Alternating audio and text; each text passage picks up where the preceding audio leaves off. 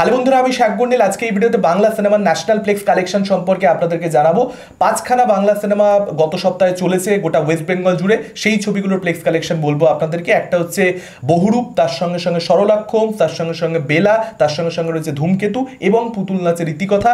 এই ধরনের ভিডিওগুলোতে সবার আগে যেটা আমি মেনশন করে দিই সেটা আরও একবার আপনাদেরকে জানিয়ে দিই, প্লেক্স কালেকশন নিয়ে আলোচনা হবে। কিন্তু লাস্ট উইকের যে কালেকশন আমি বলবো সেটা প্লেক্স কালেকশন, সিঙ্গেল স্ক্রিন কিংবা লোকাল মাল্টিপ্লেক্সের কালেকশন কিন্তু আমি যে ডেটা বলবো তার মধ্যে ইনক্লুড করা থাকবে না। অর্থাৎ টোটাল যে কালেকশনটা প্রত্যেকটা বাংলা ছবির ক্ষেত্রে 5টা ছবির ক্ষেত্রেই লাস্ট উইকে কিন্তু ফার বেটার হয়েছে। আমি যা বলবো তার থেকে বেশি হয়েছে। এবং এটাও বলে রাখা দরকার, 5টা ছবি যেগুলো নিয়ে আজকে আলোচনা হবে, 5টা ছবির ক্ষেত্রেই কিন্তু আমি রিভিউ করেছি। সিনেমাগুলো দেখে আপনারা চাইলে সেই রিভিউ ভিডিও অবশ্যই চেক আউট করতে পারেন। প্রথম ছবি সুমন মুখোপাধ্যায় পরিচালিত, আবির চট্টোপাধ্যায় অভিনীত, ইনফ্যাক্ট একটা বিশাল বড় কাজ ছিল, পুতুল নাচের রীতিকথা।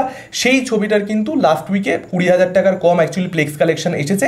তার আগে 4 সপ্তাহ জুড়ে 28 লক্ষ টাকার মতন প্লেক্স কালেকশন এই ছবিটা টোটালে করতে পেরেছিল। তো মোটামুটি 28-29 লক্ষ টাকা এই রেঞ্জেই কিন্তু প্লেক্স কালেকশনটা রয়ে গেল। এবং এই ছবিটা লাস্ট উইকের যে কালেকশনটা, প্লেক্স কালেকশনটা, সেটা দেখে বুঝতে পারা যাচ্ছে যে এই ছবিটার রান কিন্তু এবারে শেষ হয়ে এসছে। তবে আমি বলবো এটা তো ভালো কালেকশন কখনোই নয়, কিন্তু এটা বলা যেতে পারে যে হ্যাঁ ঠিক আছে, একদম চলেনি সেটা বলা যাবে না। যে ধরনের ছবি ছিল, নিশ ছবি ছিল, তারপরেও যে এই ছবিটা চলেছে সেটা আবির চট্টোপাধ্যায়ের জন্য। এবং ডেফিনেটলি অরিজিনাল যে টেক্সটটা সেটার প্রতি মানুষের একটা ভালোবাসা রয়েছে, একটা গ্রহণযোগ্যতা রয়েছে অরিজিনাল টেক্সটটা, সেই জায়গা থেকে মানুষজন দেখতে গেছে আর কি। তবে হ্যাঁ, ছবিটা যে স্ট্যান্ডার্ডে রয়েছে, আমার তো ছবিটা ভালো লেগেছে, আমি রিভিউ করেছি। তাতে করে এই ছবিটা আর একটু বেশি কালেকশন হলে সত্যি বলতে আমি খুশি হতাম। ছবি ভালো হলে সেটা বক্স অফিস বেশি হওয়া উচিত সত্যি বলতে। তাতে করে এই ছবিটার প্লেক্স কালেকশন আর একটু বেশি এলে সত্যি বলতে আমি খুশি হতাম। ছবি ভালো হলে আরও বক্স অফিস করা উচিত, এটাই আমি চাই সত্যি বলতে। এবার যদি চলে আসি ঋতুপর্ণা সেনগুপ্ত অভিনীত বেলা ছবিটাকে নিয়ে, যে ছবিটা লাস্ট উইকে মুক্তি পেয়েছে। প্রথম সপ্তাহে এই ছবিটার অ্যাপ্রক্সিমেটলি 3.5 লক্ষ টাকার আশেপাশে কিন্তু প্লেক্স কালেকশনটা হয়েছে, যেটা অবশ্যই ভালো কালেকশন তো নয়। এবার দেখা যাক এই ছবিটা গ্রো করে কিনা। তবে ছবিটা কিন্তু একদম যে খারাপ ছবি হচ্ছে তা নয়, ডিসেন্ট ছবি হচ্ছে। এই ছবিটার মধ্যে কিন্তু কিছু পজিটিভ জিনিসপত্র রয়েছে। দেখা যাক এবার পাবলিক অ্যাকসেপ্ট করে কিনা। অনেক বাংলা ছবির ক্ষেত্রে দেখতে পাওয়া যায় সেকেন্ড উইকে গ্রো করে, সেটা এই ছবিটার ক্ষেত্রে হয় কি হয় না সময় বলবে আমাদেরকে। এর পরবর্তীতে চলে আসবো সরলাক্ষ হোমস, যে ছবিটা কিন্তু অনেক বাঙালি দর্শকেরই আমি বুঝতে পেরেছি যে ভালো লাগছে। কিন্তু ম্যাক্সিমাম যে গোয়েন্দা ছবি হয় রিসেন্ট সময়, সেগুলোর থেকে কিন্তু বেটার লেগেছে সায়ন্তন ঘোষাল পরিচালিত এই ছবিটা। ঋষভ বসু অভিনয় করেছেন এবং অর্ণ অভিনয় করেছেন। তো এই ছবিটার মধ্যেও অনেক কিছু পজিটিভ রয়েছে। ছবিটা আমি এক কথা ভালো ছবি বলে দিতে পারবো না, কিন্তু এই ছবিটা কিন্তু 4 লক্ষ টাকা প্লাস অ্যাপ্রক্সিমেটলি কালেকশন করতে পেরেছে প্লেক্সে। এবার দেখা যাক সেকেন্ড উইকে সেম কথা এই ছবিটার ক্ষেত্রে প্রযোজ্য, যে এই ছবিটা গ্রো করে কিনা। কোথাটা পাবলিকের যেহেতু ভালো লাগছে, মেবি ওয়ারতমত গ্রো করলো এবং সেকেন্ড উইকে আমরা একটা বেটার কালেকশন দেখতে পেলাম।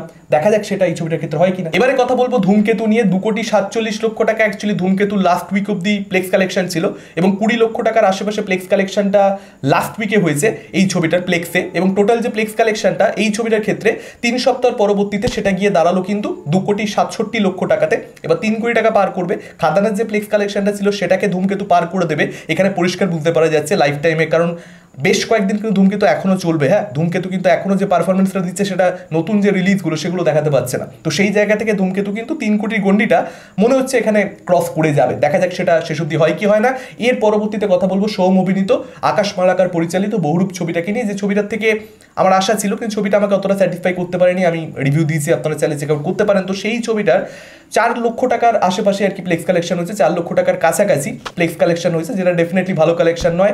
এগেন একই কথা এই ছবিটার ক্ষেত্রেও, বেলা এবং সরলাক্ষ হোমসের ক্ষেত্রে যা বলেছি, যে এই ছবিটা সেকেন্ড উইকে গ্রো করে কি করে না সেটা সময় আমাদেরকে বলবে। তবে বহুরূপ যেরকম ছবি হয়েছে তাতে করে সেটা চান্স সত্যি বলতে কম মনে হয় আমার। তবে সবসময় একটা সম্ভাবনা রেখে দিতেই হয় যে হ্যাঁ পাবলিকের ভালো লেগে গেল, গ্রো করে গেল।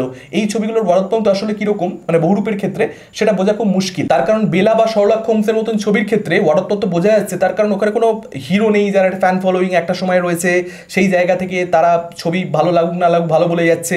সেই জিনিসটা তো আমরা সুপারস্টারদের ছবির ক্ষেত্রে হতে দেখতে পাই। দেব হোক, জিৎ হোক, কিংবা সোমের ক্ষেত্রে যেহেতু একটা সময় সে স্টার্ট ছিল, সেই জায়গা থেকে অ্যাকচুয়ালি বহুরূপ পাবলিকে ভালো লাগছে কি লাগছে না বোঝা একটুখানি মুশকিল। তো যদি জেনারেল অডিয়েন্সে ভালো লেগে থাকে সেকেন্ড উইকে গ্রো করবে। আপনাদের মতামত কি এই আপডেটগুলোকে কেন্দ্র করে, এই প্লেক্স কালেকশন জানতে পারার পর আপনারা কমেন্ট করে আমাদের সেটা জানাতে পারেন। এই ভিডিওটা ভালো লাগলে লাইক করতে পারেন, শেয়ার করতে পারেন। আমাদের চ্যানেল নতুন হলে চ্যানেলটাকে অবশ্যই সাবস্ক্রাইব করতে পারেন। আজকের মতন টাটা, চোখ রাখুন পরবর্তী ভিডিওতে।